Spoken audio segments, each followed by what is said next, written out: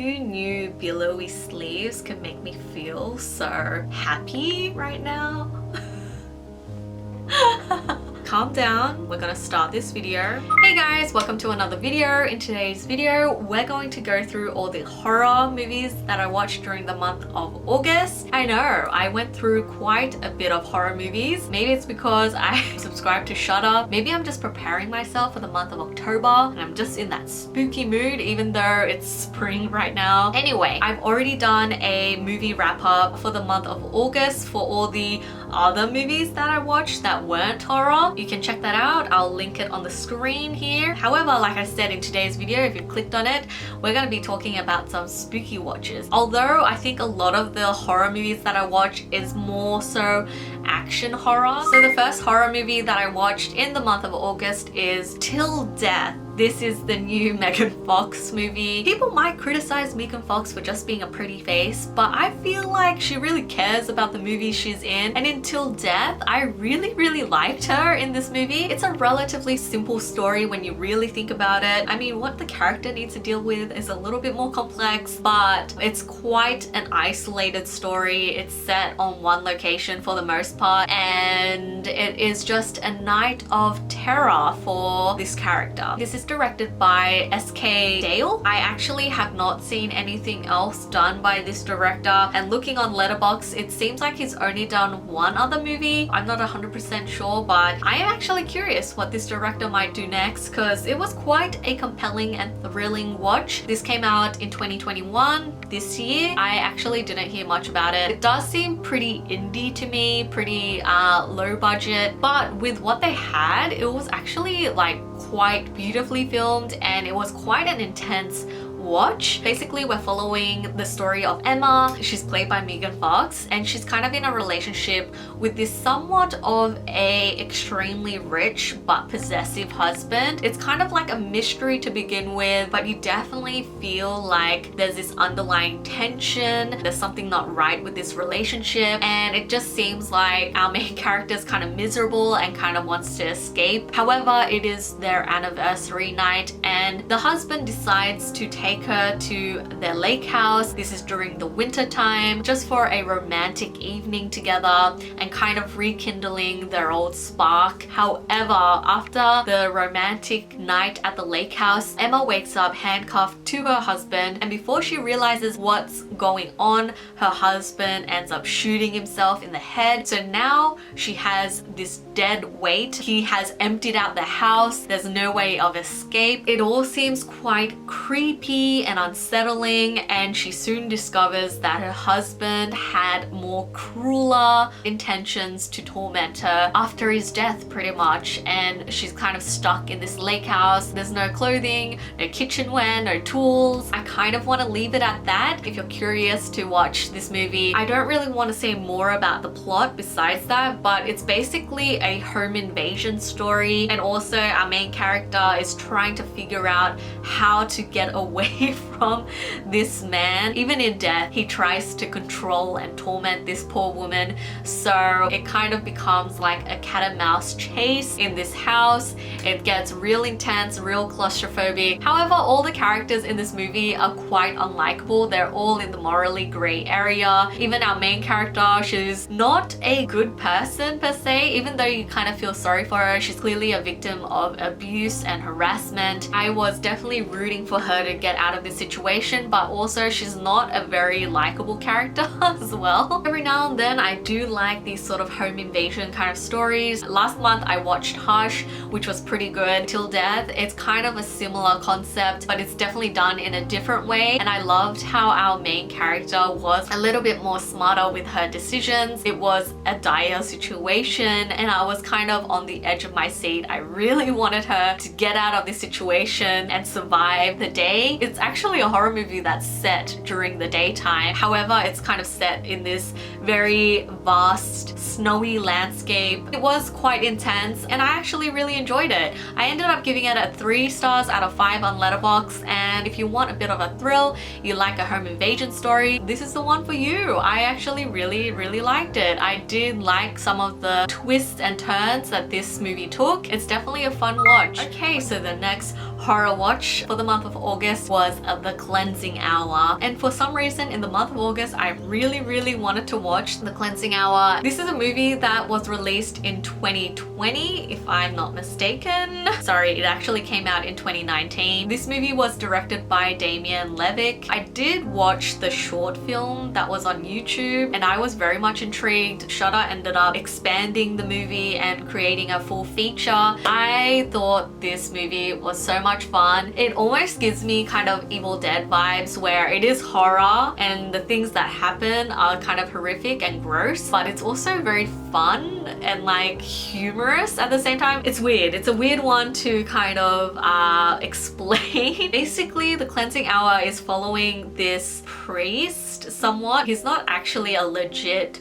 priest, but he does stream his exorcisms online. He kind of is a bit of an arrogant guy. He kind of wants more followers. I mean, he's basically an influencer, and so he does these sort of exaggerated and very staged exorcisms online. And then one day during one of his staged exorcism, the person he's trying to exorcise ends up being actually possessed by a demon, and so it's so much fun. I thought that this movie was just so crazy and out there. It was just a wild ride and I enjoyed it so much. I did think like some of the CGI towards the end of the movie was a little bit jarring. I mean, this is kind of like an indie B-grade horror, but at the same time it was actually a really fun concept. This movie was just crazy and over the top. I loved it. I would highly recommend this movie, although I don't think it's for everyone. It is kind of cheesy. It's wild. I ended up giving this movie 3.5 stars out of 5. I would recommend it as a fun watch with your friends. You guys are probably gonna question my movie taste, but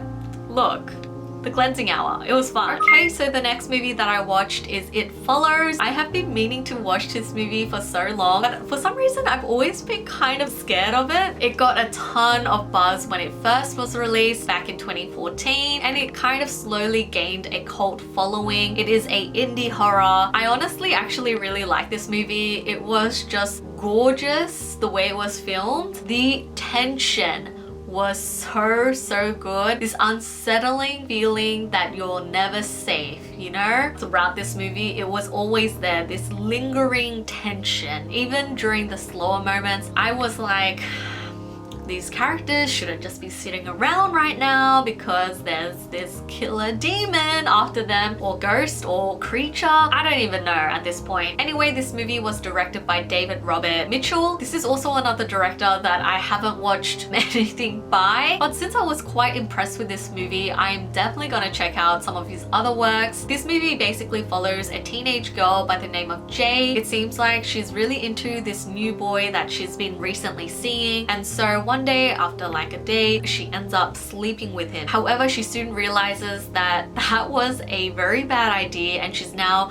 contracted a somewhat sexually transmitted disease where this creature or entity begins to follow her. She's warned that if that creature catches up with her, it will kill her. So this whole movie, you're kind of figuring out with the characters how to outrun, outsmart it. It's just a wild ride. Although it is somewhat of a coming of age story in a way, it does pay a lot of homages to a lot of classic horror and slasher movies. And on top of it, it had quite an interesting concept, which I was a huge fan of. And like I said, the tension was real in this movie. I was really on edge the whole time, and I thought that the way the horror elements were put in place was done really well, and it kept me engaged, and I did really enjoy what this director was able to craft. I would actually highly recommend this movie, even though I think it's a movie that was relatively overhyped. It's not like a masterpiece in any way, but it's definitely a compelling watch, and it is quite scary, especially when this kind of shape-shifting creature appears and slowly lurks in the background, and it kind of builds this sense of paranoia, and I was obsessed. I totally like when horror movies do play with your kind of paranoia. Even though it's relatively slow moving, it's kind of a quiet horror movie. However, it kind of lingers and creeps up on you, and it's just fantastic. It's very atmospheric and I loved it. And again, like I said, the way this movie was shot, it was so beautiful. There's a lot of like wide shots where you as the viewer can fully see what's going on. The camera likes to linger a lot, and that kind of camera work kind of builds the tension, the claustrophobia, the dire situation that these characters are in. It's just crazy and scary, and just like the fear of the unknown is just, I loved it. I gave it a 3.5 stars out of 5. Most definitely recommend this movie. I'm a little bit upset at myself for not watching this movie sooner because I thought that it would be a lot more scarier than it was. Okay, so the next movie that I watched was Color Out of Space. This movie came out in 2019 and it was directed by Richard Stanley. I don't think I've seen anything else by him. Honestly, the only reason why I watched this movie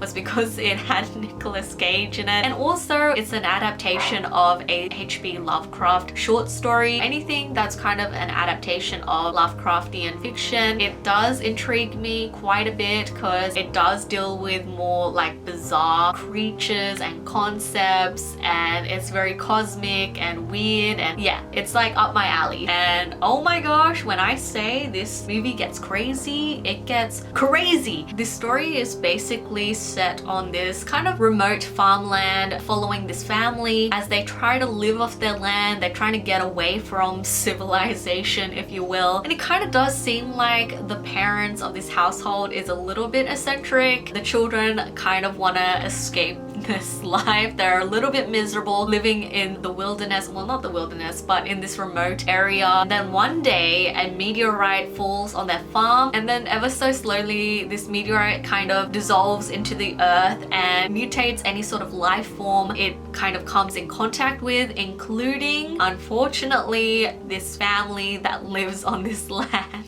It does seem to kind of warp space and time in this location. It's just really weird, and everything's like covered in this hue of this otherworldly color. I mean, obviously this is supposed to be an alien color, but they use the use of purple a lot, and that's supposed to imitate this sort of ethereal otherworldly color that you're not supposed to be able to comprehend. It gets so weird and bizarre. I will say that I don't think I enjoyed it as much as I thought I would. It is quite an average watch. I think things were a little bit convoluted and a little bit just too much and too confusing. I did appreciate some of the body horror elements. I was actually a huge fan of that. I did appreciate those sort of horror elements coming through in this sci-fi horror movie. However, overall, there's something very cheesy about it, and I can't really put into words what it is exactly, but I wasn't the biggest fan of it. It was overall just a bizarre watch, and I guess it's meant to be because it's kind of Lovecraftian. It's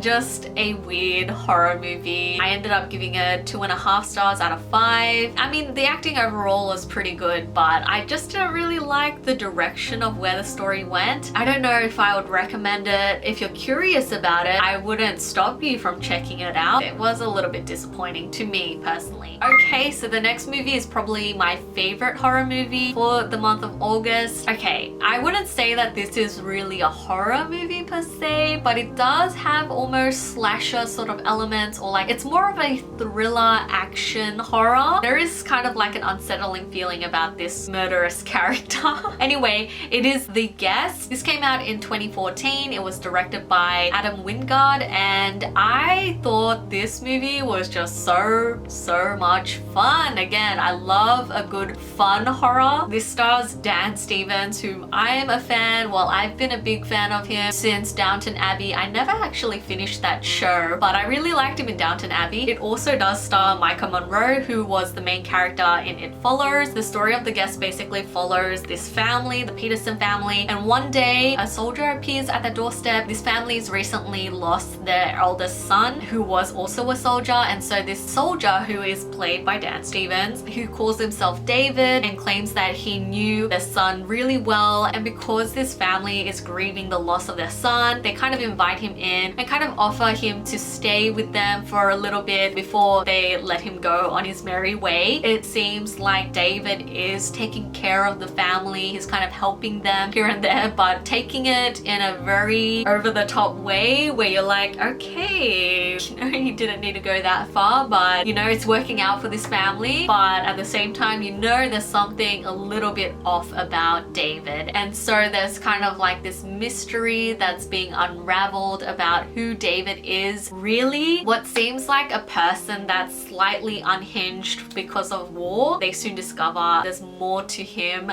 than he leads on. Stevens just had a lot of fun with this role because I was like, oh my gosh, like, you know, when you can feel the energy of someone just having fun playing their character, that was Dan Stevens, and I kind of got that energy and I had fun watching this story kind of play out. It does have somewhat of a retro feel, even though I think it is set in modern day, but it does kind of harken back to like the 80s and gives that sort of 80s vibes. It's set during Halloween. It's kind of like a meld between different genres, but I just really loved it. I think this is such a fun watch if you want something a little bit more mindless and a little bit more, you know, upbeat and like not so horrific. I wouldn't say this is really a horror movie, but it's categorized under horror because I think it's the unsettling nature of David, and I enjoyed how he was helping the family, and once it starts to escalate and it's kind of revealed of who David is, I'm like, this is so much fun. I even want a sequel. Come on, they can't leave me hanging like that with that ending. And so I would highly recommend it. I ended up giving it 4 stars out of 5. I mean, for pure entertainment factor, I loved it. I loved it. Highly recommend. It's nothing serious or dense or horrific. It's just like a fun time that you just kind of go along with, and I loved it. We're finally up to the last horror movie that I watched in the month of August, and that is Mayhem. This movie came out in 2017 and it was directed by Joe Lynch. I honestly would never have watched this if Steven Yeun wasn't in it. I love that guy. I was first introduced to Steven Yeun in The Walking Dead, loved him ever since, and then recently I watched Minari, and then I think I was also on a kick where I was just like, let's watch other things that Steven Yeun was in, and so I saw Mayhem. Also in this movie is Samara Weaving, and I really like that actress in Ready or Not. That movie was so much fun. Again, that's like an action horror survival story. Oh my gosh, that one was so good. I'll probably rewatch that in the future. But both of them were in this movie, and this movie is just, it's another one of those action horrors, but it does get quite gory at times. It is quite over the top. Basically, our main character, Derek Cho, he works at a law firm. Wait, is it a law firm? I don't know. It just seems like it's a very corporate environment, and then one day their whole building gets quarantined. In this world, there is this virus that makes people like rage out and just go crazy